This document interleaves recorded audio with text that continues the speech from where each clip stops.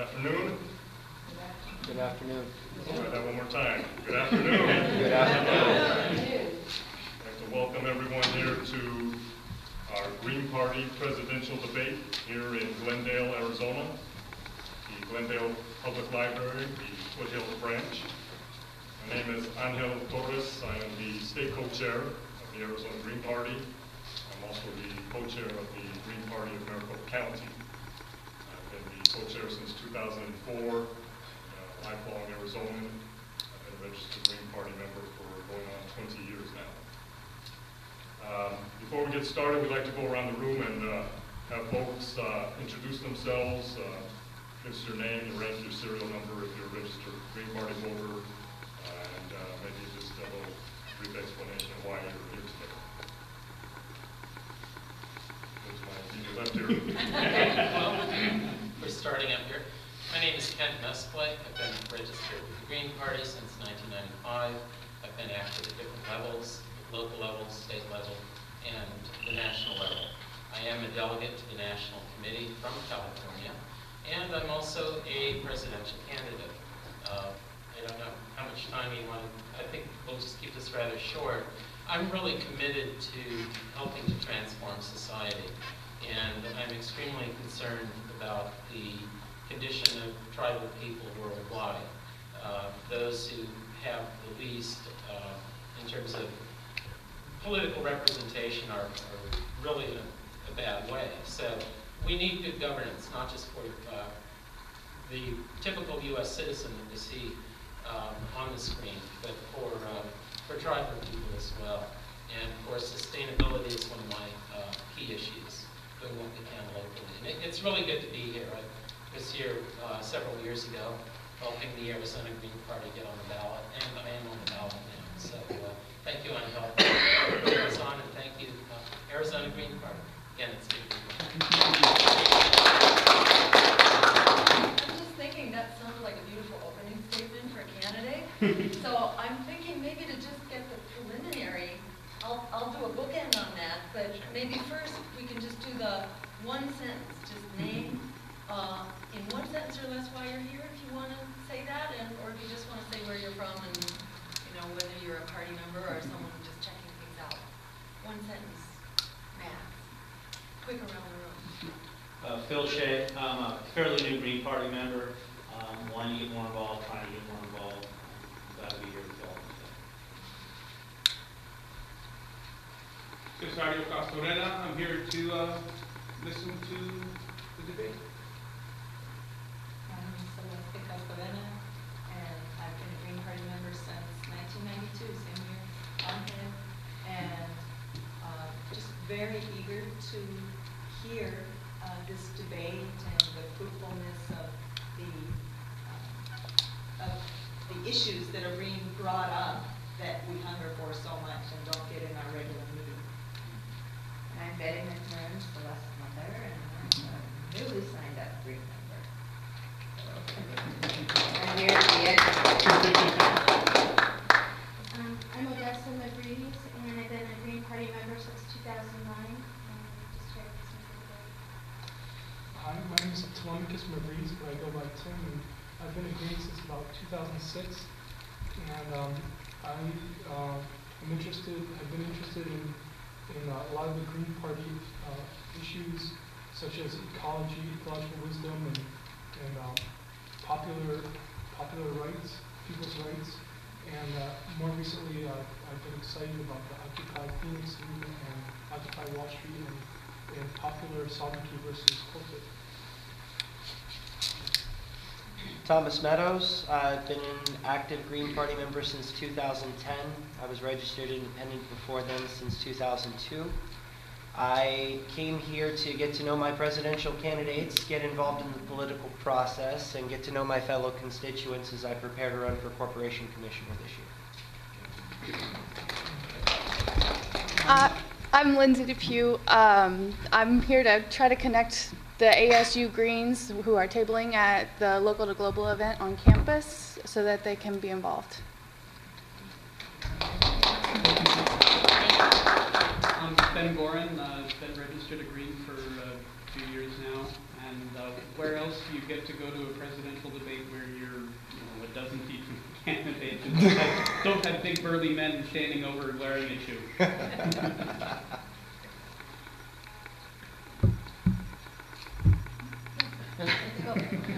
I'm Terry Lewis. I've been registered Green since '99.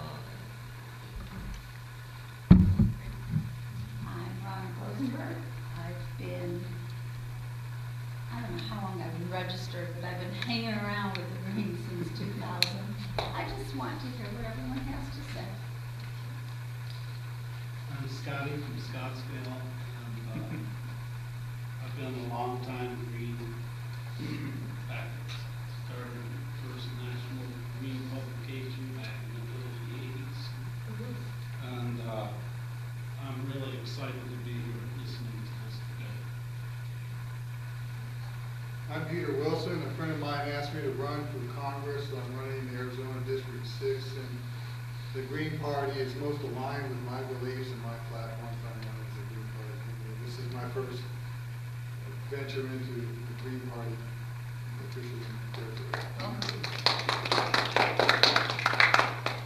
My name is Anthony Crown from Marana, and new Green Party member. I'm running for Congress in District 1. And hoping maybe to get to know some Green Party members outside of Tucson.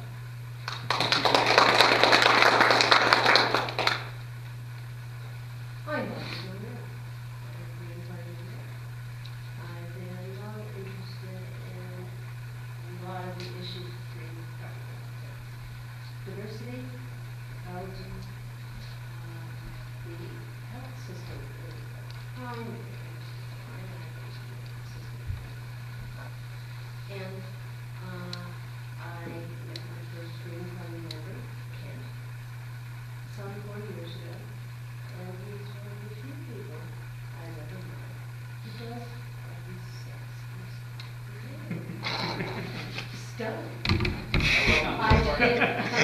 I did research into the Green Party, and Well, welcome to everybody, and thank you for being here.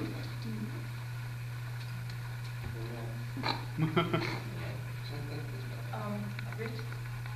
My name's Rich Satola. I've been active in the Green Party at all levels my entire political life. And now I'm Jill's scheduler and road coordinator and so forth. Special ops. Special ops, yeah. We've been traveling all over the country, and this campaign is 2 orders of magnitude bigger and more energetic than any Green Party campaign I have ever been involved with in the past. It is amazing what's been going on so far. And it's only February, so. Well, welcome to everyone, and thank you for being here. Just to give you a little brief history, the Arizona Green Party is celebrating this year 22 years of state Green Party history. We were founded in May of 1990. We've achieved ballot status 5 times in our history: 1992, 2000, 2008, 2010, and now 2012. We have Arizona is one of, I believe, only 13 or 14 states in the nation that actually has partisan political party registration. We have 5,000 registered Greens here in the state. We have organized county chapters here in Maricopa County, which is Metro Phoenix, and in Pima County, which is Metro Tucson. In 2008, we ran 5 vetted and endorsed candidates for county, state, and federal office. In 2010, we ran 11 vetted and endorsed candidates for state and federal office. And our goal, we have some very ambitious goals as a state party. We are hoping to triple the number of candidates that we had in 2010. We also want to quintuple the number of registered Greens that we have here in Arizona, so that way we will have a permanent ballot line and we won't have to go through the process of collecting signatures on ballot status petitions. As far as the presidential preference election, this is the first time in our state Green Party history that we've actually been able to run in a state-run or county elections run presidential primary. In previous presidential election cycles in 2000 and 2008, we did not achieve ballot status in time to participate in the presidential primary. And those election cycles, we mailed ballots to our registered Greens so they can decide who their preference was for a presidential candidate. Because this is our first time actually participating in the presidential preference election, we are one of two political parties that will be participating in the presidential preference election next Tuesday. The other political party is the Republican Party. Because this is our first time, it is very important, I want to stress to all of our registered Greens here in the state of Arizona, please, if you have not already cast an early ballot, please do so on Tuesday, February 28th.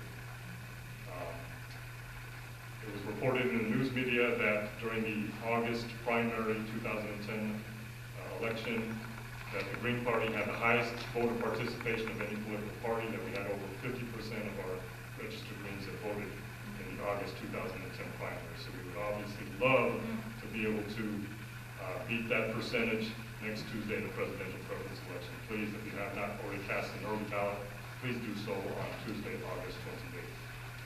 We're also asking that for our registered Greens, there are 6 candidates on the ballot for the presidential preference election. We have only invited 2 candidates to today's debate. These are candidates, both Jill and Kent, that have been officially recognized by the Green Party United States Presidential Campaign Support Committee. The Presidential Campaign Support Committee has certain benchmarks and guidelines that must be achieved within a certain time frame.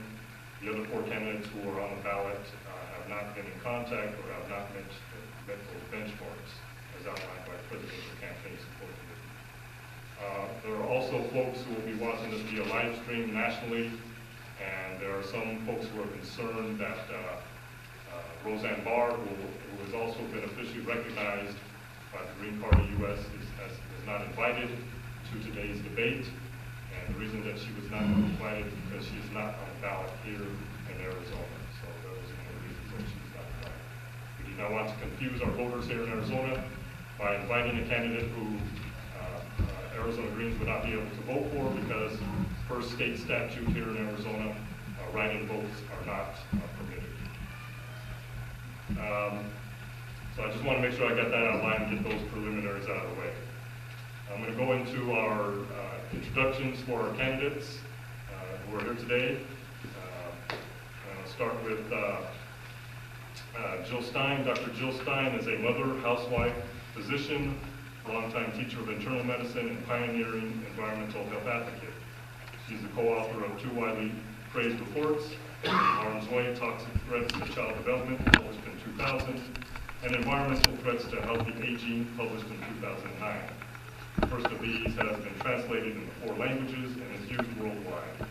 The reports promote green local economies, sustainable agriculture, clean power, and freedom from toxic threats. Her Healthy People, Healthy Planet teaching program reveals the links between human health, climate security, and green economic revitalization. This body of work has been presented at the government, public health, and medical conferences, and has been used to improve public policy. Jill began to advocate for the environment as a human health issue in 1998 when she realized that politicians were simply not acting to protect children from the toxic threats emerging from current science. She offered her services to parents, teachers, community groups, and Native American groups seeking to protect the communities from toxic exposure. Jill has appeared as an environmental health expert on the Today Show, 2020, Fox News, and other programs. She was also a member of the National and Massachusetts Board of Directors of the Physicians for Social Responsibility. Her efforts to protect public health has won her several awards, including Clean Water Actions Not in Anyone's Backyard Award, the Children's Health Hero Award, and the Toxic Action Center Citizens Award. Having witnessed the ability of big money to stop health protective policies on Beacon Hill, Jill became an advocate for campaign finance reform and worked to help pass the Clean Election Law. This law was approved by voters by a 2-to-1 margin, but was later repealed by the Massachusetts legislature on an unrecorded voice vote. In 2002, ADD activists in Massachusetts Green Rainbow Party approached Dr. Stein and asked her to run for governor of Massachusetts. She accepted and began her first foray into electoral politics. She was widely credited with being the best informed and most credible candidate in the race. Jill represented the Green Rainbow Party in 2 additional races, one for state representative in 2004 and one for Secretary of State in 2006. 2006, she won the votes of over 350,000 Massachusetts citizens, which represented the greatest vote total ever for a Green Rainbow candidate. In 2008, Jill helped formulate a Secure Green Future ballot initiative that called upon legislators to accelerate efforts to move the Massachusetts economy to renewable energy and make development of green jobs a priority. The measure won over 81% of the vote in 11 districts in which it was on the ballot. Jill was born in Chicago and raised in suburban Highland Park, Illinois. She graduated magna cum laude from Harvard College in 1973 and from the Harvard Medical School in 1979. She enjoys writing and performing music, enjoys long walks with her Great Dane, Bandita. She lives in Lexington, Massachusetts with her husband, Richard, who is also a physician. She has 2 sons, Ben and Noah, who just recently graduated from college. Ladies and gentlemen, presidential candidate, Dr. Jill Stein.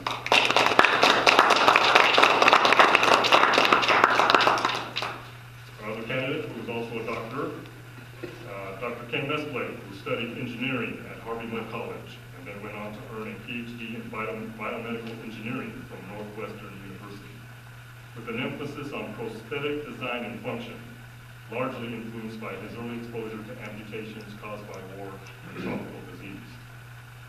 Ken currently has a San Diego County position as an air quality inspector with the Air Pollution Control District. As an enforcement officer with the Compliance Division, he helps ensure through education and regulation business compliance with local, state, and federal air quality standards. He is exposed daily to the effects of our current economic climate on small and large businesses. As an emergency shelter manager for the County of San Diego, Kent was called to help manage the evacuation shelter in Del Mar during the last firestorm in San Diego.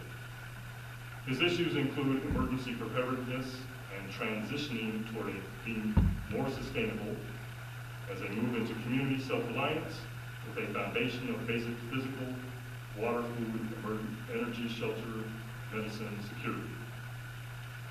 Ken is an active Green Party leader locally on the state and national level. He's been registered with Green Party California since 1995. In 1996, he was a Nader delegate to the Green Party's National Convention. He was elected treasurer of the Green Party County Council of San Diego, where he served until 1997. During the same period, he was the co-chair of the Communications Committee, Green Party County Council, San Diego.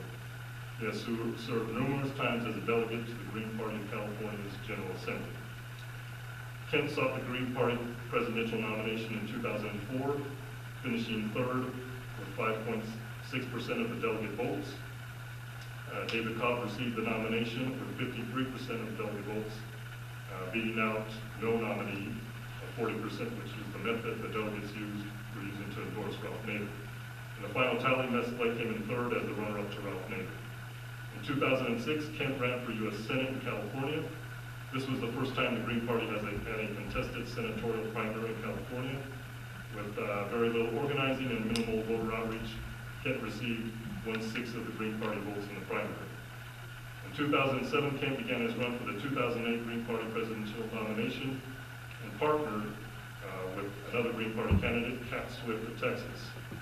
This was a unique partnering, allowing both candidates to share resources and make common arrangements for debates and events. From the initial 12 declared candidates, Mesplay was one of 4 active contenders at the time of the nomination, placing third at the Chicago Convention in 2008, behind Cat Swift, with the nominee being Cynthia McKinney. In 2011, Kent was the first Green Party presidential candidate to announce. Former Green Party vice presidential nominee Pat LaMarche, presidential contenders Cat Swift, Dr. Jared Ball, and Dr. Ball's campaign manager, Ed Rock, are all supporting his candidates. Ladies and gentlemen, Dr. Ken Mesplay.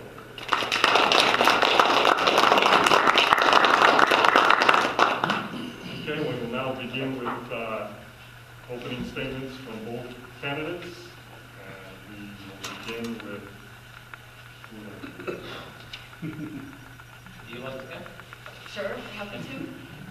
And maybe we'll keep these really short just so that we can have a chance for people to ask questions before we get too far into this. So I'm going to take no more than a minute, okay? Because you had a chance to hear background and bio. So, you know, I'm in this race because I think this is just an incredible historic moment that we're in.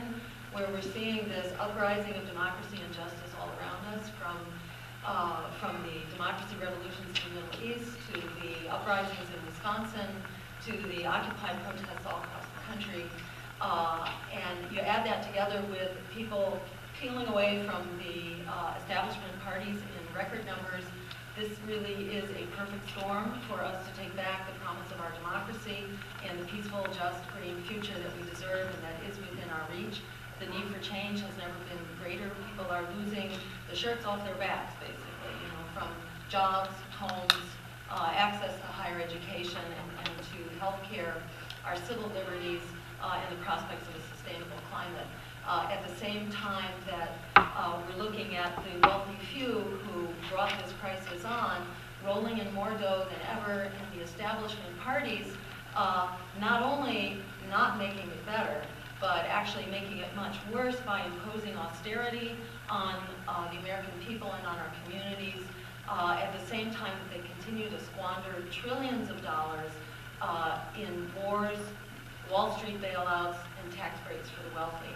So there are a whole slew of solutions that my campaign is advancing, that the Green Party has long been putting together, and we've done the hard work. We have a blueprint. It is ready to go. The course of history is really validating all the hard work that everybody in this room really has been doing for decades. This is our moment, and it seemed unconscionable for me when I was asked to run, not to put the resources that we have built in our statewide campaigns in Massachusetts.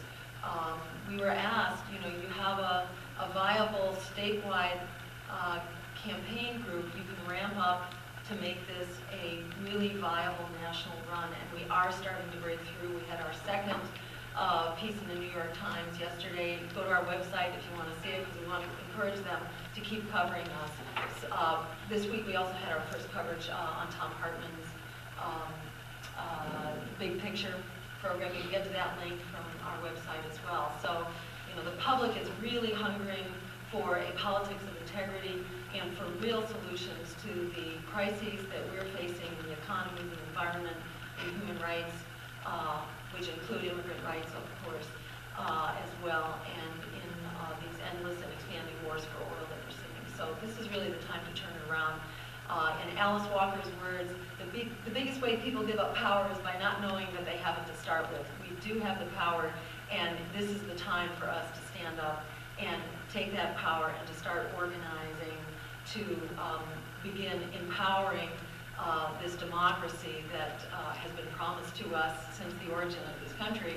A failed democracy, or shall we say, a highly fallible democracy from the start, and getting much worse now with basically the coup that's taking place of corporate America over our economy and our political system. So, you know, this is really the time for us to stand up together, knowing that we have incredible power, especially now as the establishment politics is really unraveling before our very eyes.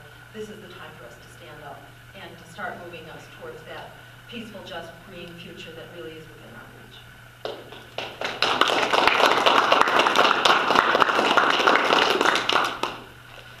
It's really good to see the Green Party in the news. It's heartening what Jill has done. I don't know if you've heard, but there are even more states on the ballot because of Jill and the work that she's been able to do. So it's both heartening for me and exciting, but also a little depressing because I'd like to be out there doing this as well and running full time. I currently work as an air quality inspector. I do get to see what businesses are going through, and I know that there are solutions to our problems, both our social issues and our more hard engineering issues such as energy. But what we lack as a nation and what we really lack internationally is political will. We lack even a political structure that allows those solutions to come to the forefront. So what we are doing in the Green Party, and what I've experienced over the years, is that Jill and David Cobb and Cynthia McKinney and Ralph Nader and others are working within a flawed system, even as we are working to change it.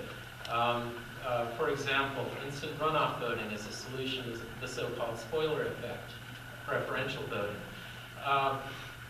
It's not spoiling. I have to say, it's running for office. And we still get some flack regarding Nader 2000 in Florida, but I have to say that it's very likely that Gore would have lost by even more had Nader not pulled people into the race who then supported him in the general election. So we're trying to reform politics. Basically, money pollutes politics. We need to get the money out of politics. We are heartened by people running for office. There are two candidates for Congress in here, and one for, I think it's a corporate commissioner, which is great. One aspect of a Green Party presidential candidate is to inspire people to run for local office. I'm taking more of a local approach to solving our problems. I do believe in the Green New Deal. Years ago, I had called it the New Green Deal, which was maybe prescient because now that Jill's running with it, it would have to be a new and improved Green Deal. But what this represents is good governance. We do need people at the federal level who are helping us develop that just, sustainable economy. But we can't wait for a situation like Katrina to happen where we realize that the feds aren't going to help us. And especially if you're a tribal member, if you are someone who is not part of the political donor class, there's going to be no help for you. You're going to be lucky if crates of water bottles will be airlifted in 2 or 3 days after a fairly medium-sized, not even a major event. So at the same time that we're reforming government at the top level, what I'm really advocating, and this is the difference between our campaigns, is, and I'm saying, no, we have to be prepared for emergencies. You need 5 gallons of potable water on hand for each person in your household. We need to grow community gardens because these aren't just health issues. This doesn't just help your personal family budget, but this is a security issue. And I have to emphasize the word security because we're living in a culture of fear. Those who are in power are in power in part because they're playing up that fear card.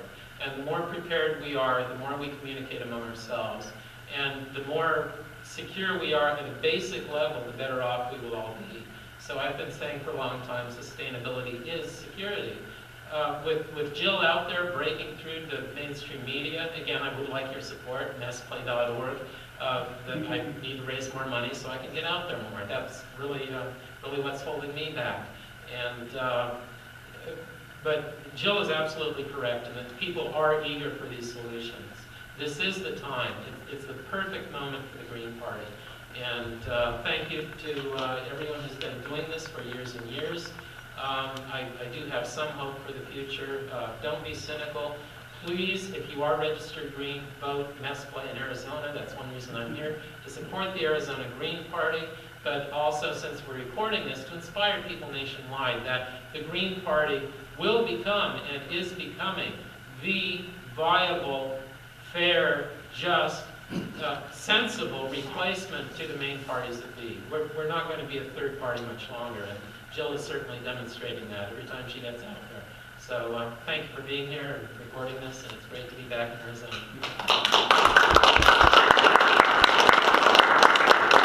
Okay, so we have a number of questions, time limit, so we've agreed, the candidates both agreed to no more than 2 minutes.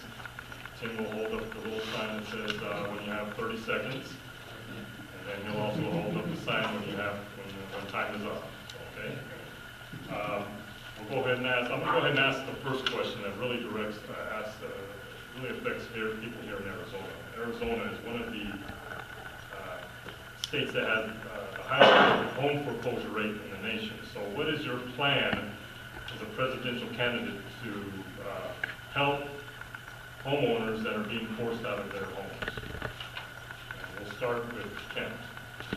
I was really intrigued by what Sherry Hompala did when she ran for sheriff in, I think it was Philadelphia.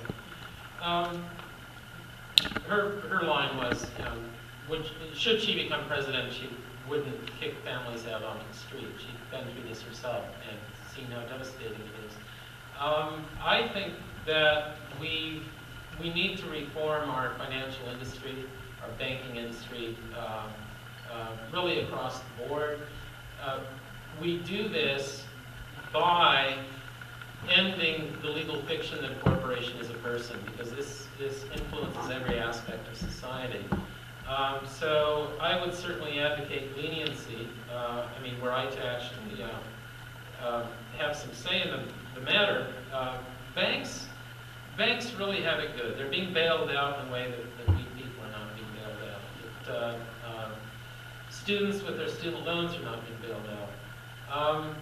But I think what we have to do is really transform our society and talk about how, for many people, housing is not affordable, and to see to it that that money that people have invested in the greatest investment of their lives is more readily accessible to them in the event of an emergency, rather than, in essence, losing everything, which is what happens. I don't like the setup that a house is a person's greatest investment. Where I live, I'm still renting. I'm not a homeowner, and a significant percentage of my income goes toward rent. What I'm seeing is that people move farther and farther away from the more expensive areas.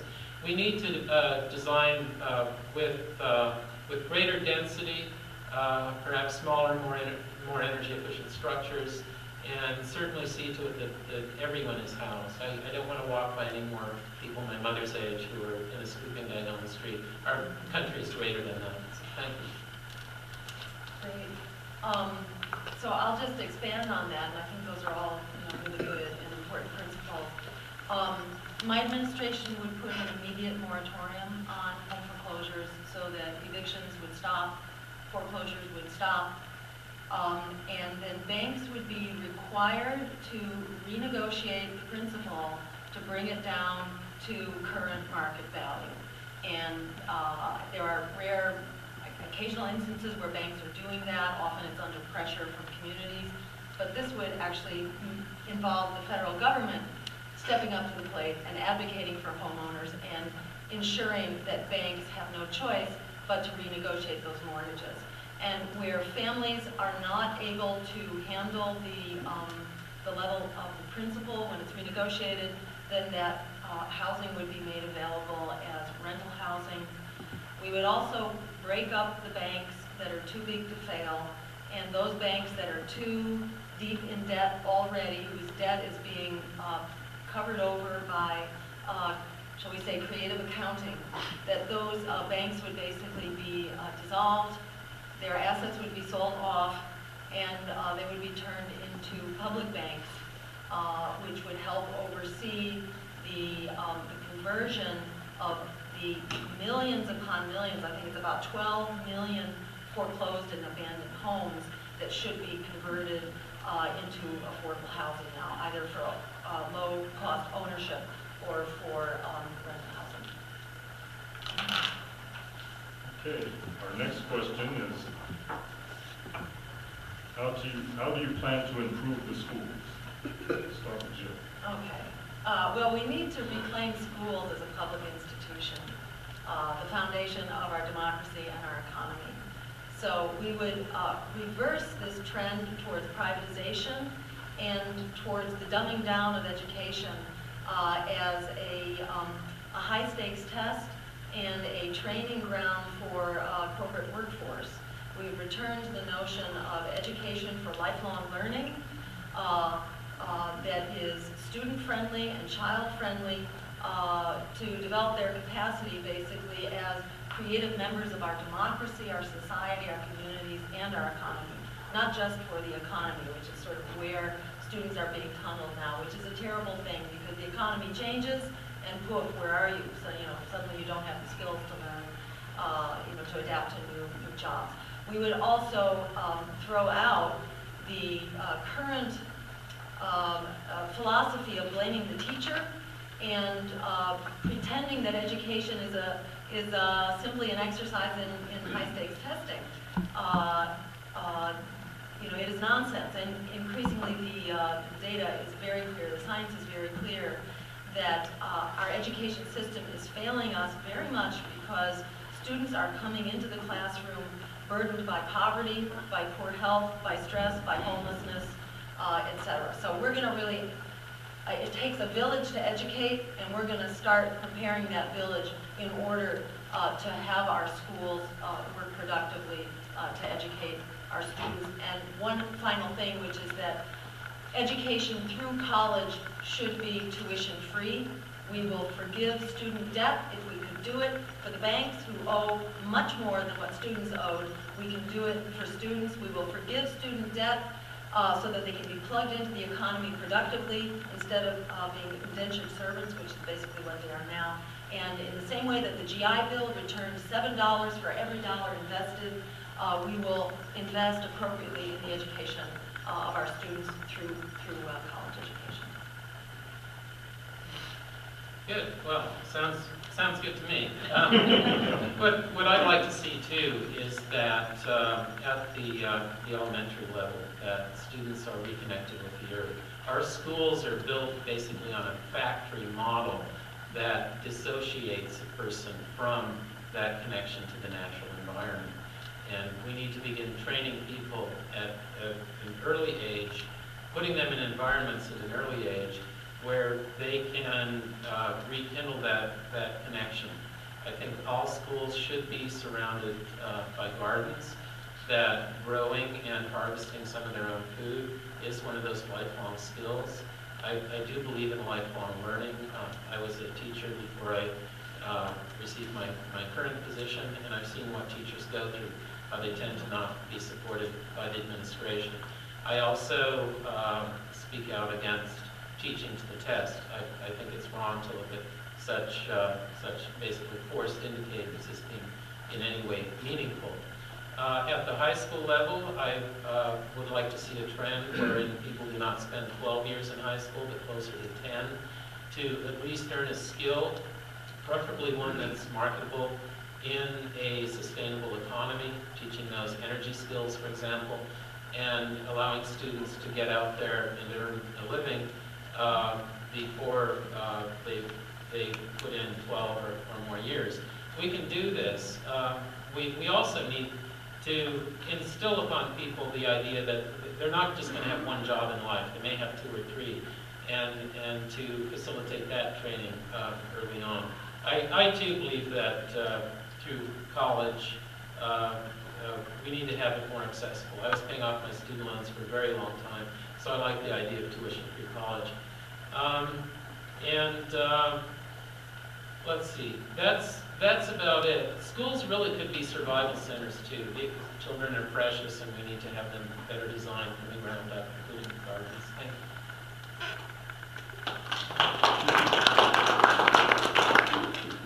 Feel free to applaud if you like what our candidates are saying. Okay, next question, and we'll begin with Kent. What do you think the Green Party needs to do to be taken seriously or to be taken as a serious third party? We're already doing it. People are realizing that to be quiet is not to show dissent, but rather to register green and to vote green is, in effect, a voice of dissent, a voice of protest. But it's also a voice of hope and of healing. And we're seeing that with the interest that the Stein campaign is generating. People are eager for honest answers. They're eager for some view of the future that gives us all hope. So we need to continue organizing. David Cobb was a stellar organizer. I ran against him and thought, gee, you know, I even told him at the debate at the National Convention, I said, you know, David, if I had you behind me, I could be the nominee and probably the next president. That's how well he did on the Nader campaign. And Jill is demonstrating that. She has key Green Party leaders throughout the states behind her.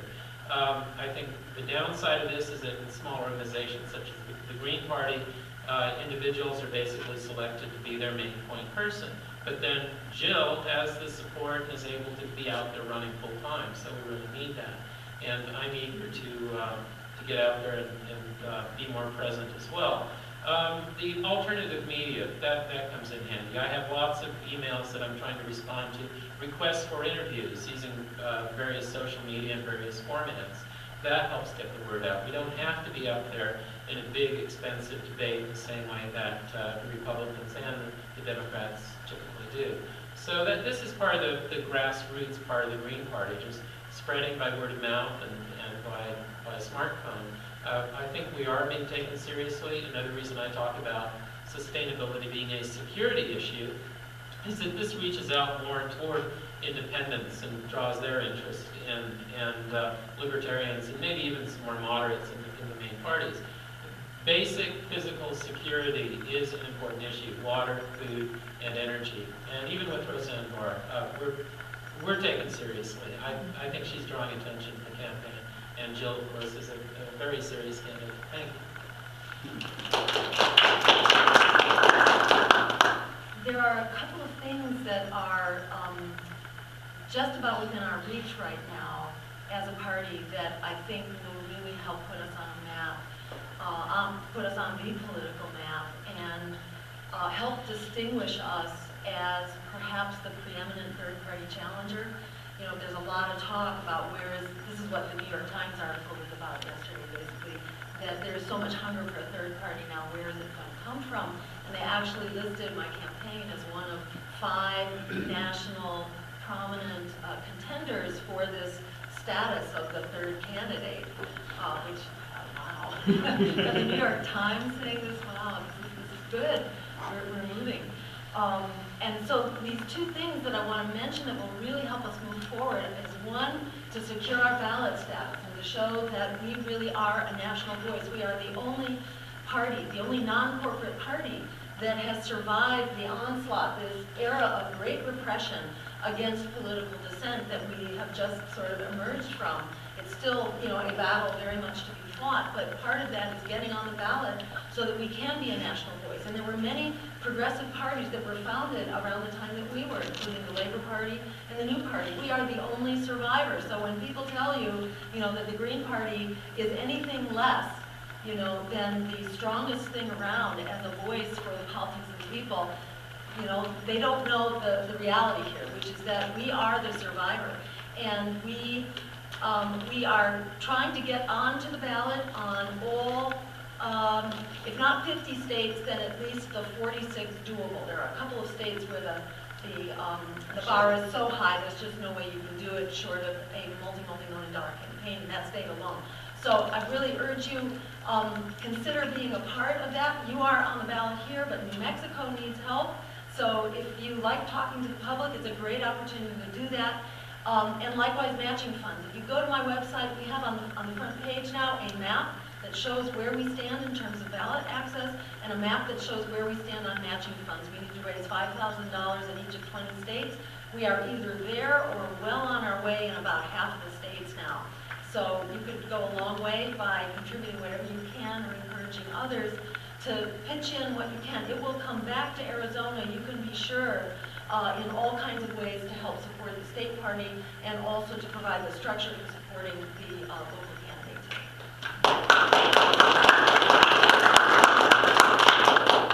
Also for our audience members and for those folks that will be watching this via live stream, it's important to note here in the state of Arizona that the independent and party not designated voter bloc is now the #2 bloc of voters here in the state of Arizona. They are 1/3 of the voters here in the state of Arizona. Republicans are #1, right around 1 million registered voters.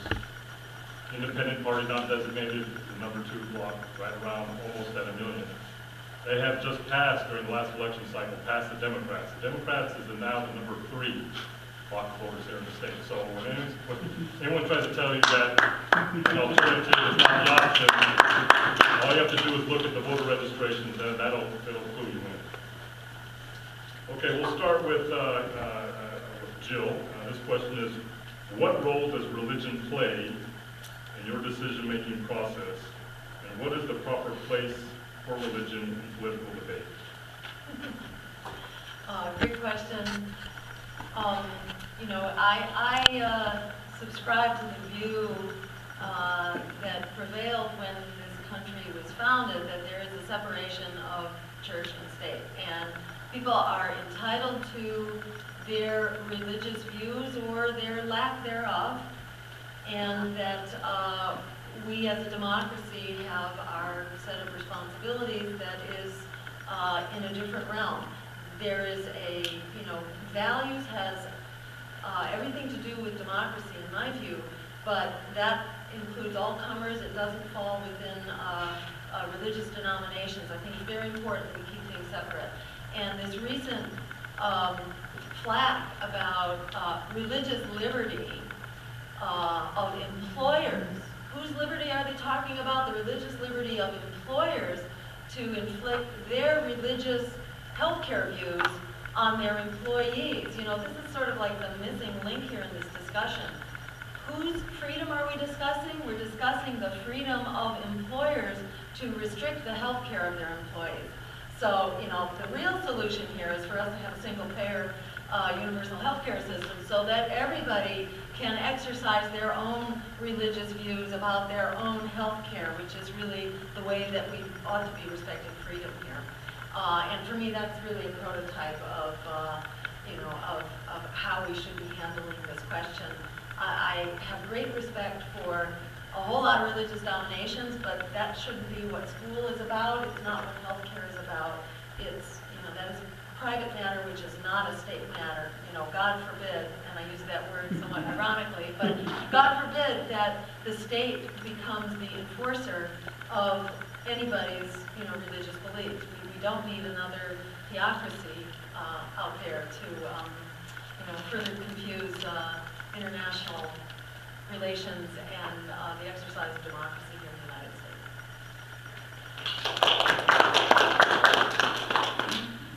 In response to the second part of that question, I really do believe in a separation of church and state, or more broadly, a separation of powers and a balance of powers. Part of the problem that we have in government is that that balance between the executive, judicial, and legislative branch has withered away. And at one time, the state was the predominant, the church, or one's religion was the predominant factor in a person's life. If you look, for example, at the height of buildings, at old religious buildings. Now, what we're dominated by are financial buildings. And so right now, it's as though the religion is economics and the belief is materialism. And we are a highly materialistic country. I can say that without taking I think, a religious perspective. But I'm involved here for very personal reasons. I wouldn't call them religious reasons. I would even call them maybe quantum dynamical reasons, or metaphysical reasons, or spiritual reasons as well. And what I really want to say is that some sites really are sacred, and that needs to be respected. And indigenous people don't have that representation, that support, that respect, that understanding by our government. For example, with the Navajo and the Hopi in this state, it's been one incursion after another. Recycled wastewater is being used to manufacture snow on a holy mountain. This is a serious issue to people. It's not just a landmark that can be glossed over. And our nation has great diversity, and that diversity needs to be respected, even if we don't fully understand it. And that's in part why I'm running to talk about Native issues. Thank you.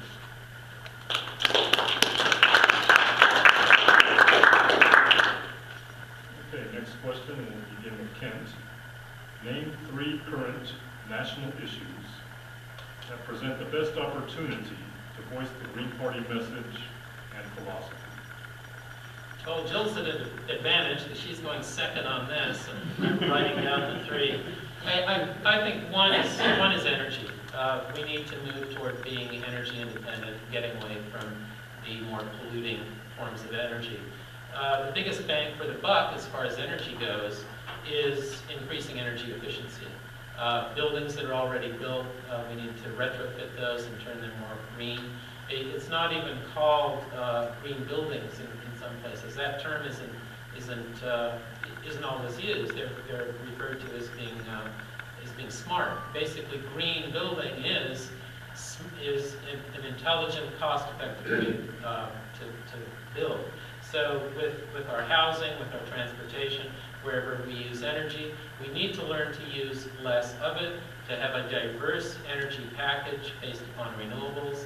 And yes, we can do that. Definitely no to nuclear power. We need to decommission all nuclear power plants and not build any new ones. This book is carbon-free and nuclear-free, the roadmap for U.S. energy policy. Great science, you know, if we put these debates in scientific terms, there's really no question. So energy, certainly. The other would be in food production. That's a basic issue.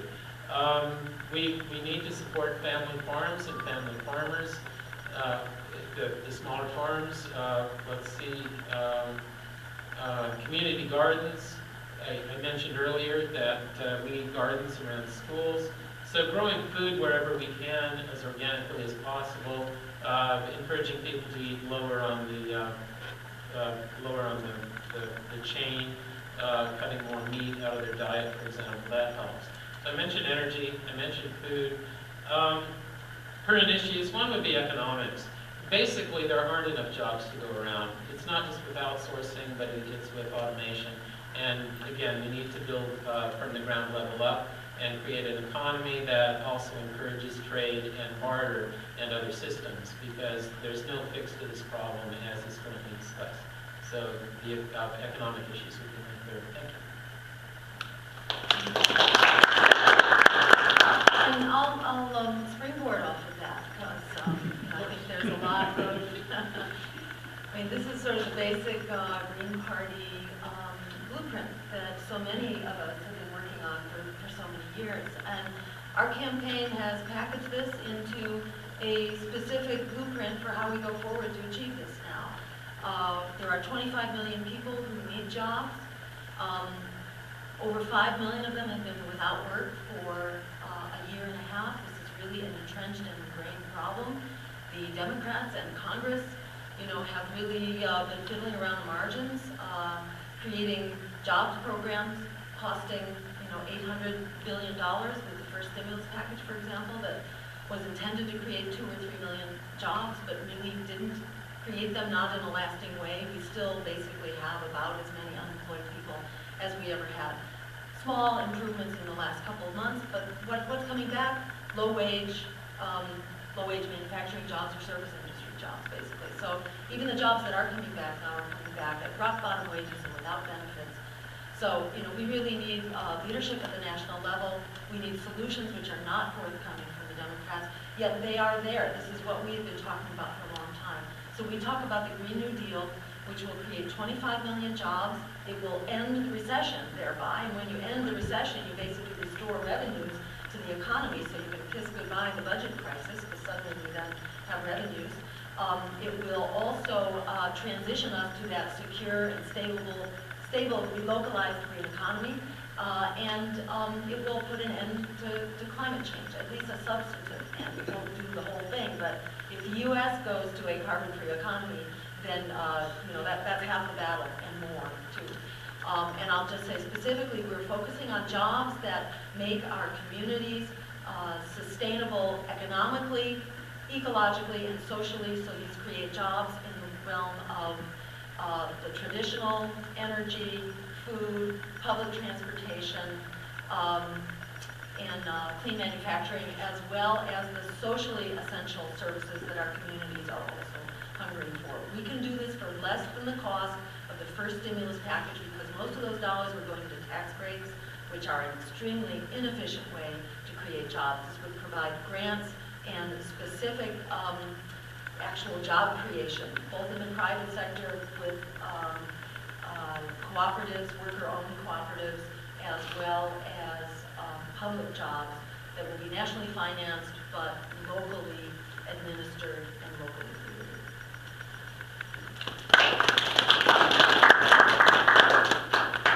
Okay, next question, and we will begin with Jill. Question is, with all the conflicts our nation is involved in, how will you as a presidential candidate help us find peace without the use of military action and still defend the nation in case of a quote-unquote blowback scenario? very important issue, and this is another one, I think, where the Greens really distinguish themselves from what the other parties are offering. You know, our current president, who was the Nobel Peace Prize recipient, you know, who then went and talked about how war is justified as part of his acceptance speech. And he's continued basically to demonstrate the irony of this award as he continues to expand U.S. wars. The withdrawal from Iraq is actually George Bush's schedule, and Barack Obama had tried to negotiate immunity for our soldiers, but wasn't able to. That's why they are coming out on George Bush's timeline. So we really don't have the Democrats to thank for this. But you know, we would change our foreign policy so that it's no longer based on maintaining our oil and mineral resources from foreign shores, which is a lot of where our military expenditures and our wars are directed right now. Instead, we would have a foreign policy based on international law and human rights.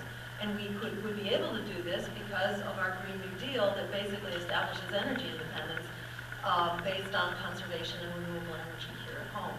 So that enables us to downsize our military because we don't have to protect those oil fields anymore. We downsize our military by about half. We bring the troops home from Iraq, really home from Iraq, not just over the border into Kuwait, and not just you know, the private contractors. We really bring them all home from Iraq. We bring them home from Afghanistan. We bring the drones home, and we create an international agreement and convention to make drones illegal and to make them a thing of the past. It's a very dangerous development in the arms race. We also need to get down to the very increasingly serious matter of nuclear disarmament. There is no non-proliferation without disarmament. If you want them to give up nukes, everybody's got to give up nukes. And it's not only Iran, it's everybody in the Middle East who has nuclear weapons and is on their way to developing them. They all need to go. What's happening is that with lobbyists and politicians being quote-unquote nice to each other, it's really not nice to the rest of us for this political donor class and the whole parasitic organization that, you know, to have such influence and negative influence over our lives.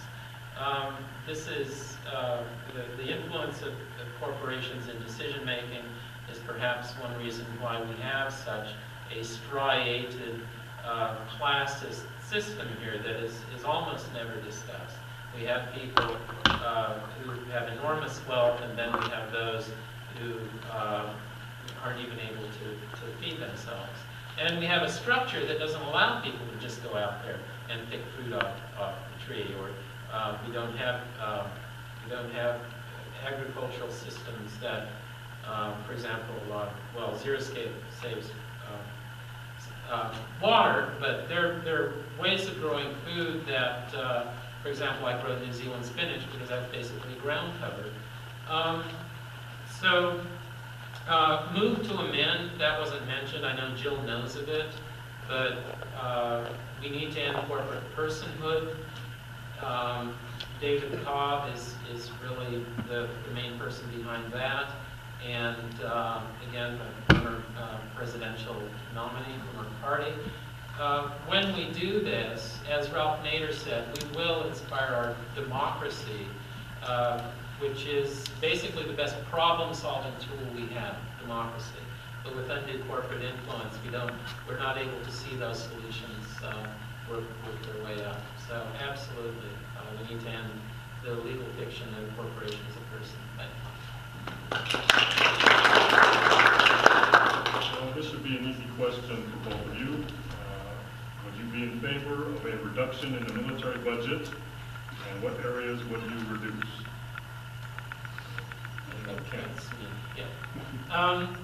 Yes, a reduction in the military budget, but here's the thing. If you just talk about slashing funds that are going to this very hungry animal gets angry. So what we have to do is really transform, and to transform the military into being more helpful and less harmful. What that means is training more medics or corpsmen or doctors and nurses to be able to help us in the time of true emergency, the earthquakes that will happen, the tsunamis, the major tectonic plate shifts, etc. So really, one step toward reducing the military isn't just to cut, but to transform it in such a way that there is, I would almost call it a technology transfer, so that when people leave the military, that they already have the skills, but so that our money, which many of us view as being wasted by being put into the military, actually goes into creating goods and services and methods that can help us survive and that are basically positive. We do need to downsize regarding nuclear armaments. One way to do that is, I know it sounds strange, but basically to share our nuclear power. It's not just that one person can go and press a red button and start a nuclear war. It's incredibly complex a complex process to launch a missile. The more people who are involved in that, the more it can be like some of the Green Party meetings that I've been to, where basically nothing gets done and nothing gets launched. So, but you know, we have diversity and dissension in this party. But what I'm saying is that world leaders who are eager to be nuclear power players can be brought in and talked to before war, which is always the best time. And I do not believe in the preemptive doctrine. I think that's absolutely outrageous. That we would invade just basically on a whim. It's immoral and unethical. Thank you.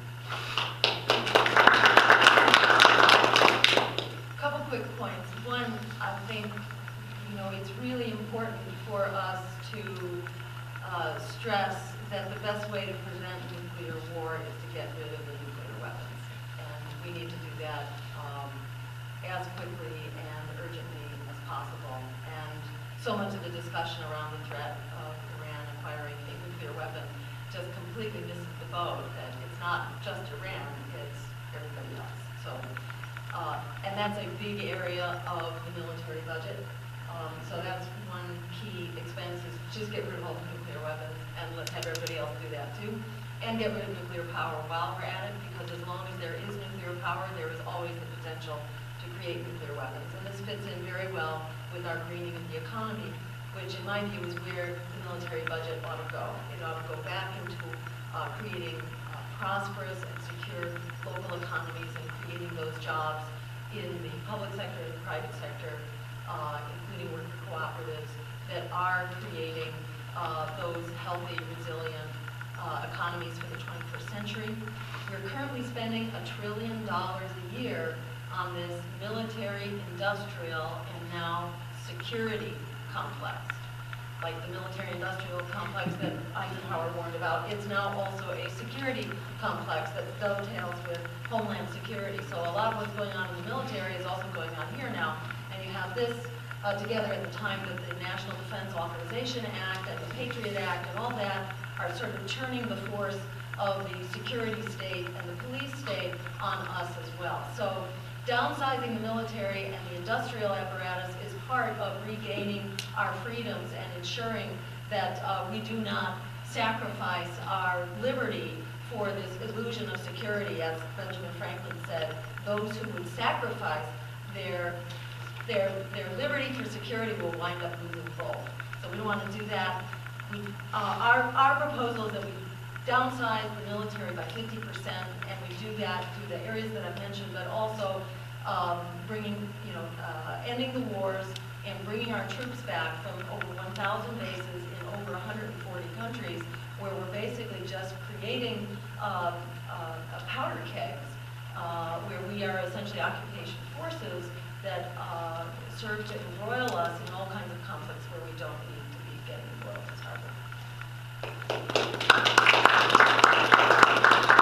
Okay, next question, and we will begin with Jill. Greens are good at ideas and short on actual programs. Can you outline an education program that actually will help prepare people to think for themselves? Yeah, and let me first respond to the first part of that about ideas versus programs. If you look at Germany now, you know, the news last week about Germany was that their green sector, their solar sector, it's having uncontrollable growth right now. It's growing so fast that they're having to withdraw the subsidies, you know, which is exactly sort of the whole idea of the Green New Deal. You provide those subsidies, get these industries jump-started. And why did that happen in Germany? It happened because of the influence of the Greens. And we've been told here over and over that we are a sort of do-nothing, you know, academic party. We can't get stuff done. But it's very important to remember that we are the only non-corporate public interest party that has survived the political oppression that has been really hammering us for the last several decades, actually ever since McCarthyism, when our whole repressive voting structure was set up.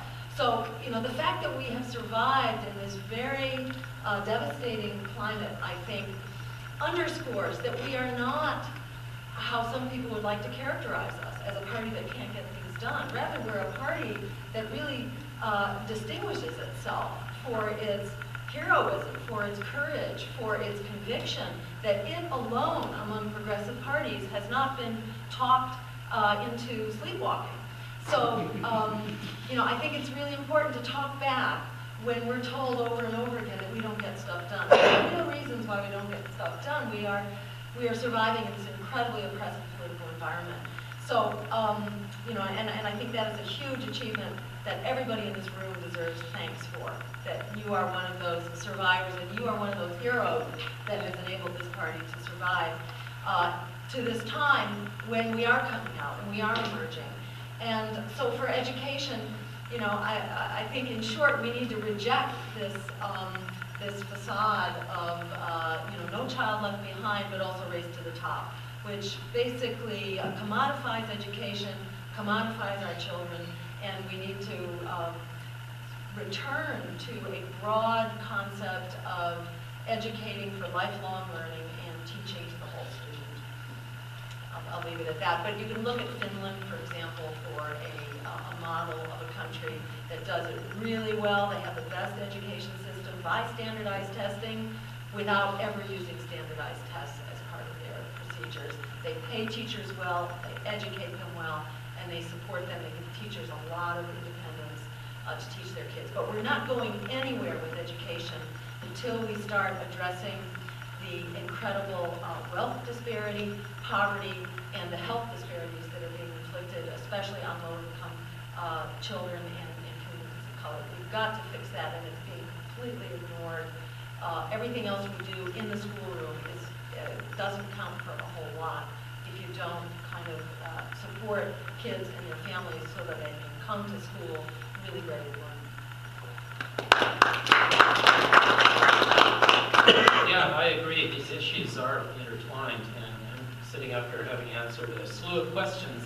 I'm getting hungry. That's my blood sugar. So, yeah. Actual programs, not just with education, but getting people to learn to think for themselves. That's part of what relocalizing is about, where you know where your food comes from. It just doesn't come on a styrofoam slab wrapped with shrink wrap from the store. So we need that reconnection with the earth and with our communities. That's part of what the whole sustainability and security issue is about. One group that I want to mention that is very important is citizens in action. Citizens who are taking the action to transform their communities into being more self-sufficient, into being sustainable.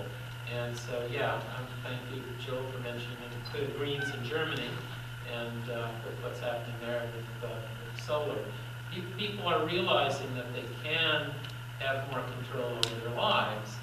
But I think what we really need to realize is that green solutions, as we go about greening the economy, green solutions are basically a threat in some way to the powers that be, because one green solution is to consume less, to not be so wasteful, to not use up so much. And we live in a throwaway, consumption-based society. As we shift away from that, what's going to happen is those who have the markets are going to worry about losing their market share, and they already do. So if you were an inventor who's come up with a great new energy method, you might get, for example, disappeared. I've talked to people about this. There are lots of solutions that are out there that don't get to see the light of day because they threaten the powers that be. The Green movement and the Green Party is basically an independence movement too. And when people are independent, they think for themselves, they provide more for themselves. And that isn't widely discussed. That if you are sustainable, you're closer to being independent and to be as dependent as we are in a really sick way currently in this culture. Thank you. Okay, so we're coming up towards the end of our time for our debate. So I'm going to ask our candidates if they could, we've got several questions which I'm going to try to combine into one. And some questions that I'm asking. I ask our candidates to limit their responses to no more than 90 seconds. And Tim, you could, as our timekeepers, to watch that. Both of you kind of touched on this, but there are several questions that deal with what is your plan to bring back the economy, to put it back on track, sustainable economy and environment. What would you propose to bring jobs back to the U.S. and prevent them from leaving? And also a question on robotics and automation and how that affects workers and labor. So you could kind of condense your responses into no more than 90 seconds. And we will start with Ken. Okay, well, it's a lie that there really are enough jobs to go around. With automation and with outsourcing, there aren't enough traditional jobs. So what we need to do is basically develop what I've been calling a hybrid economy. In a hybrid economy, we have our current labor market, preferably as green as possible, and manufacturing devices that help us move toward being sustainable. But we also have a recognition that if a person isn't going out the door to a job to basically be a widget in a machine, that they can provide a valuable service. We already know that this is the case with quote-unquote homemakers, with mothers in the home, who traditionally have not been paid and who provide a valuable service, an overlooked service, but they don't go out the door and punch a time clock. Now we're in an age where both people in the household typically need to work and are still having a hard time keeping up. So we need this hybrid economy that recognizes that it is valuable. For example, if you have a cut in your pay of 10% or you have mandated vacation, it's valuable for you to go and start that garden and grow more of your own food. You'll save on grocery costs. You'll also be better off when there is a power failure, when there is a true emergency, be it made by humans or be it related to the instability of employment and what we're going through with climate change. A lot packed into 90 seconds. Thanks. So a lot of this pertains to what the Green New Deal is about, so I won't talk about that again, except to say that it's on our website, both a video explaining the Green New Deal as well as a written report about the Green New Deal. And especially speaking to candidates here, it is, I think one of the things we can do for each other as a party is share some of these resources, and where a national campaign does a lot of the groundwork for developing and articulating policy, feel free to use any of those resources in any way you can. Our policies are largely, that is from our campaign, are largely extensions of the Green Party platform. So it's not like these are new ideas. They're just sort of articulated in a way that addresses current emergencies. So feel free to find out more about the Green New Deal on my website again, which is jillstein.org, and use any of that. We'll have a Spanish edition coming out very soon. So it will be available in Spanish as well. And I want to briefly just address free trade agreements, because they have, why are all these jobs disappearing? Why are we basically 12 million jobs short, manufacturing jobs that went overseas? Partly, automation is a factor, but we also exported those jobs. And, we've basically done big manufacturers and multinationals a great service by allowing them to basically go where the labor market is cheapest and where they don't have environmental regulations, and that comes back to bite us in all kinds of ways. When people talk about the immigration, quote, problem, you know, that problem fundamentally is free trade agreements that have ripped sustainable and just economies out of the hands of countries largely south of our border. So we've created a wave of economic refugees. If we want to help stabilize these international migrations, which are very difficult on the migrators as well as on the countries they are leaving and coming to, we need to go back and redo the free trade agreements so that they are about fair trade and not free trade, and move on from there. We need to ensure that we are restoring workers' rights and the power of unions to organize, and doing away with so-called right-to-work states. They are right to work for less, right to work dangerously, and right to work and lose your life while you're working states. So they're not helping the economies at all, and they're depressing wages and benefits, etc. So there are many things that can be done that the powers that be, the establishment parties, have long since given up the ghost on, and our administration will change all that. You briefly touched on this, Jill, and this will be the next question. Here in Arizona, we have SB 1070 on the books, which is anti-immigrant legislation that gives the police the right to stop anybody that they suspect of being undocumented. We also have on the books here in Arizona anti-ethnic studies legislation, prohibiting schools such as the Tucson Unified School District from teaching Mexican American studies. Again, please limit your responses to no more than, I know it's a lot to pack into 90 seconds, but what is your position as a presidential candidate on immigration and these types of laws that are being passed not only here in Arizona, but across the country? Yes. I think, fundamentally, immigrant rights are human rights and need to be approached within that framework. So that when we consider the issue of large migrations of people, we need to think about what's forcing them to leave their homes and their jobs to start with. We need to address that issue at its base. Building walls is not effective, does not work, is extremely expensive, and is basically a waste of money. And that sacrificing human rights and civil rights in order to persecute immigrants is just not what this country is supposed to be about. And I think we need, starting at the top, which unfortunately, the president has laid the groundwork for SB 1070, although he's contesting it. In some ways, he's created an environment that sanctions this kind of demonization of immigrants through the Secure Communities program. And I would add that to another very inhumane policy that needs to be abandoned and reversed. And there would be no question under our administration that immigrants are what this nation is for the most part, except for those who were forced to come here, and the Native Americans who have managed to survive. We are mostly a nation of immigrants, and we need to be respectful and welcoming, and that includes, of course, passing the DREAM Act and putting an end to these so-called secure communities programs, which do not make us secure. They're an attack on all of our civil liberties.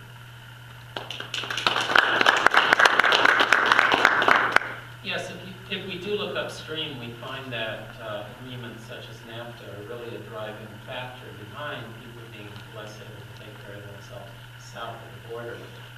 One thing that comes to mind is the collectively working EDOs, the factory farms, where everyone works together and shares resources. That type of spirit, that type of approach is broken up by our culture. We are told that we have to compete. We have to compete as individuals. We have to basically not trust people, and we compete for material goods. So it'll take a shift away from being so materialistic and driven to buy, because we're living in a manner that cannot be sustained. The Western lifestyle requires more than the planet that we have to continue. So people do need to learn to live more simply.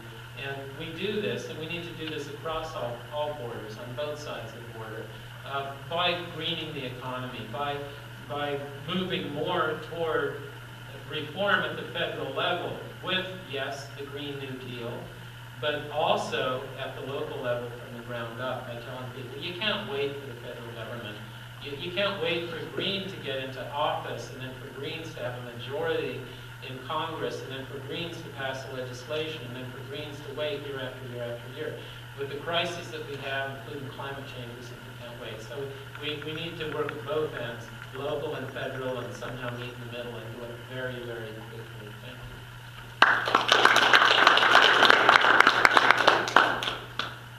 Second to the last question, it should be very easy to hope for both of the answers. It's kind of tough to put into a very short time frame your position on the war on drugs. Well, I think, am I going first on this? I'm against the war on drugs. I basically take a libertarian stance. I think it's really a person's right, what they put in their body and do to their body. Here's the problem, though, with so much despair, with people being so disconnected from family and friends and community, there would be I think a mad rush that would be unhelpful for there to be, for example, legalization of heroin and all these other drugs. I certainly favor decriminalizing marijuana. I do take basically a libertarian stance on issues of drug use. And yeah, the war on drugs, again, we're using war as a metaphor for just about everything. War on drugs is ineffective, it's expensive, and it tends to be disproportionately harsh on communities of color. And it's ill thought out, ill conceived, and we don't need it. We need to move beyond it as quickly as possible. Thank you. I would maybe add to that just a couple of things. Marijuana specifically, is a drug which is dangerous because it is illegal. It is not illegal because it's dangerous.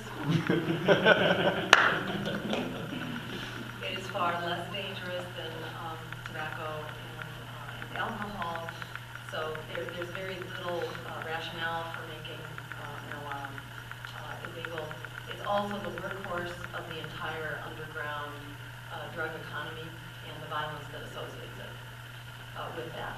And that is, the biggest danger of marijuana, in fact, is the fact that it's illegal, so there's a lot of violence that gets propagated around it. So we get rid of that violence by legalizing marijuana. And I think that's clearly the first step that we need to take. Ultimately, drug dependency, chemical dependency needs to be treated as a mental health problem, not as a criminal problem.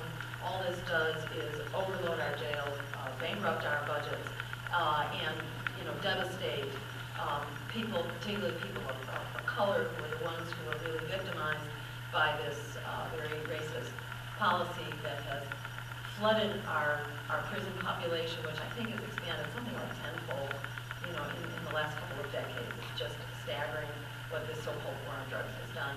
And it's extremely expensive. It creates an ingrained recidivism. So this is just, it's not rocket science to know that we need to transform this from a war on drugs to basically a healthcare issue, an issue of mental health, and to legalize marijuana specifically. Assuming you win the Green Party presidential nomination, what is your plan to get into the presidential debates? Start with Jim. We have managed to get into just about every debate in Massachusetts, even though they tried their darndest to keep us out. And they would do things like say, well, you have to raise $100,000. You can't be in this debate until you raise $100,000. That was the best thing that ever happened to our fundraising campaigns. So, we'll take it one step at a time. We're prepared to fight to the hill, to either get into the debate or to hold our own debate on the steps outside and to live stream it so that in real time we are providing real answers to those questions and, and showing those, hypocritical, dodging question dodging answers for what they are in real time. So one way or another, there will be a real debate. And it's part of, I think, a very exciting strategy. People are really prepared to fight hard right now for our jobs, for our homes, for our health care, for our civil liberties, for peace, you name it. And we're really giving people a chance to vote for those fights as well. We don't have to just fight on the street, we can vote, and people are going to fight within this campaign to really establish a strategy for pushing as hard as we can to take back our democracy and our future, and to put the Green Party on the table nationally, to really make it the voice of political resistance, not only opposition but proposition about how we're going to move forward to that security future.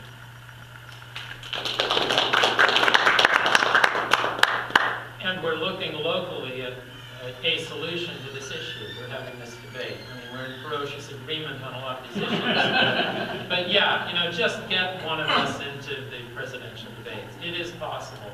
The Commission/Corporation on Presidential Debates said that basically if a Green were to poll over 15%, that they would be included. Well, there are all kinds of catches to that. Greens are often not included in those polls. So when a person is asked, who's your preference, they don't even hear Green, they tend to not say Green.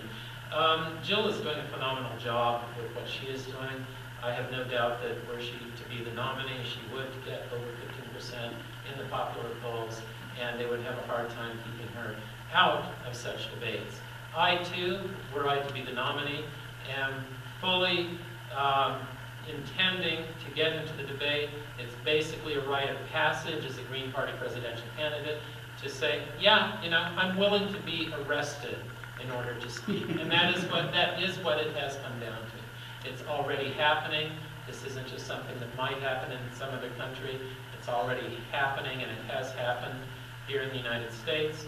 And as someone who ran as a Green for governor of Michigan, he had his ribs broken by a security guard sitting on him.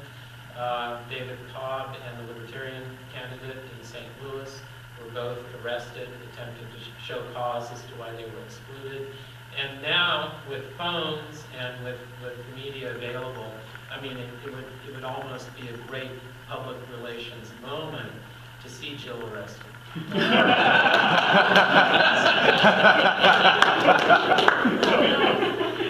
Thank you. Yes, why not? Okay, we'll move to closing remarks, and I can't believe none of you started, but unless there was a point, or who wanted to start with the closing remarks? Well, I basically, I gave my intro before Jill did, so I'll leave it up to you. Okay, great, happy to do it. And I'll just say that, I think it can't be overstated what a historic moment we're in.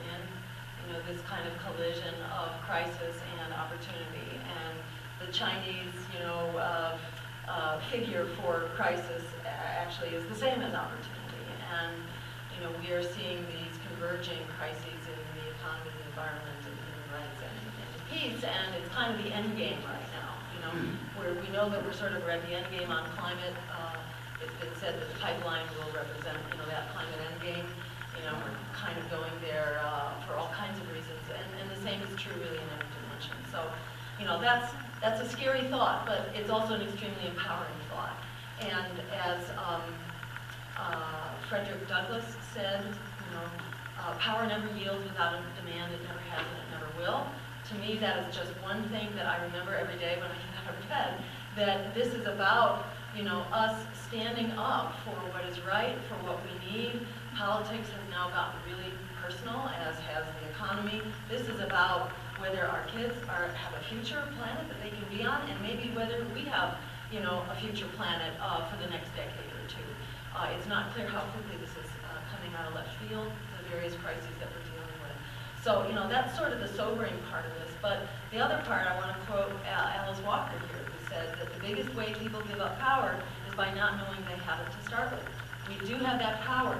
People agree with us on creating jobs, on downsizing the military, on a single-payer Medicare for all health plan, on the Green New Deal. People are there. What we don't have right now is a democracy vision. And in my view, what a political party is a shared vision, and then it's a commitment to developing that strategy to get to that vision. And I think this is our moment as the Green Party. This is what we've been working on for decades. We've been vindicated by the course of history, and we're also, I think, compelled by the course of history right now to stand up and do what we need to do to share the tools and the blueprint and the vision that we've developed, and to really do the hard work now of developing that strategy. It's hard, you know, when you're on a ship in the storm, there's a motto for sailors that you need one hand for your ship and one hand for yourself. And people are widely now fighting battles to keep their families above water, to keep your housing, to not go under, to be able to afford medicines and food. It's very tough now finding the time to also do that work for our community, for our politics, for our future. But, it's either all of us or none of us, as has been said many times before. And I think that Buckminster Fuller, actually, I've heard him say that in one of his last speeches at the end of his life. It's all of us or none of us, and the time is now. And I think that's exactly where we are. We have just a staggering opportunity right now to take back this promise of our democracy and start building that just, secure, green future that really is within our reach right now. And I invite you to be a part of my campaign. Go to my website, jillstein.org. We really are about developing that strategy in this race, but then going on from this race to actually work to build this party, our state parties and our local chapters, as well as to infuse new energy and support and volunteers, all those wonderful goals that you were articulating at the very beginning about how we need to grow the party. That's what this campaign is all about. So I ask not just for your vote, I ask for you to own this campaign and to own this election and to make this a gateway to the kind of future that we deserve. We have flyers, I'll just say finally, there are flyers on the back table. You may have them already, and I think there's a sign-up list as well if you want to just get on our email list. Thank you. And on that note, too, I will extend an offer and a request for help with this campaign. I think it's good that we have more than one voice out there, and that's one reason why we can come together and do this. Of course, we do need to raise money as candidates. We don't accept corporate cash, so anything you could give would certainly be appreciated. Again, my site is mesplay.org, mesplay.org. And long when this presidential campaign is over, I will still be committed to helping those who have less, tribal people worldwide, committed to helping them survive because they're in the midst of more than one storm. You get to lose everything if you're indigenous. You lose your haircut, your language, your culture, and for no good reason. The hydroelectric dam is not a good reason. So what we have to do is support the Green New Deal. We also have to realize that we do have the power to get that square foot garden going, that small plot of land, and start growing our own food. This is a security issue. Sustainability is security. We can't wait for the feds, even if we become those feds. Can't wait for the feds to bail us out. I spoke personally with Paul Stamets, who wrote Mycelium Running. He's really the mushroom king, and realized, through all his research, just how wonderful mushrooms are in terms of not just therapeutic value, but in terms of help cleaning up toxic spills, etc. And I mentioned climate change, and his expression, to use your metaphor on the sea, is it's all hands on deck, batten down the hatches. Climate change is such a serious issue that we do need to look at this as a threat, and it can be seen basically in terms of being the World War III of our times, but it's something that we can pull together and do something about at the local level and at the government level, and to help mitigate climate change. The solutions are really not that difficult. It's threatening to the petroleum industry and to other fossil fuel industries. But basically, the solutions to climate change are empowering. They are sustainability enhancing. If our buildings were more energy efficient, then our utility bills were less. When they start dropping to a place where you're off grid, then you have more alternatives at your disposal as to how you're going to power it, because it then becomes cost effective. If you're growing more of your own food, you don't have to go elsewhere for that. This is a threat to the powers that be, because we're basically talking about moving away from being a consumption-driven society. And I cannot emphasize that enough, that it is important for us to organize as a political party, but also to make the small choices day to day so that we live as lightly on this planet as possible, so that future generations can enjoy at least as much of the beauty, the natural beauty that we have today. It's well within our hands to transform this world, and I encourage you to do so. I thank you for being here, because I think everyone in this room is of a like mind.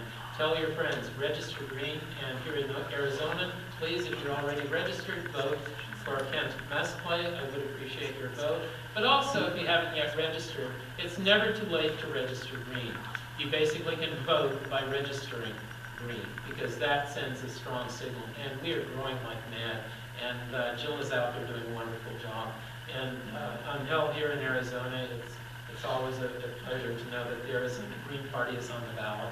This is an ongoing issue, and Jill has been helping get more and more states on the ballot. And we're no longer going to be a third party in the years to come. We will be the first party.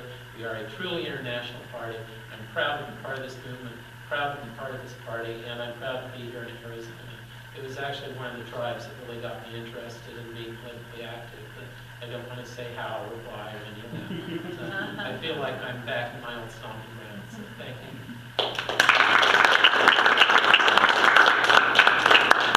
Once again, let's give a round of applause to our presidential candidate here. Real quick announcement before we adjourn today. The next meeting of the Green Party of Maricopa County will be tomorrow at 1:30 p.m. at the Phoenix Public Library, the SOAR branch in the meeting room. The SOAR branch is located on 2808 North 46th Street in Phoenix, just one block south of Thomas Road. So all the Green Party members, if you're here in town, we encourage you to attend. Also, all of our, as I stated at the beginning of today's presentation, all of our registered Greens here in Arizona, all 5,000 of you, if you haven't voted your early ballot, please vote on Tuesday,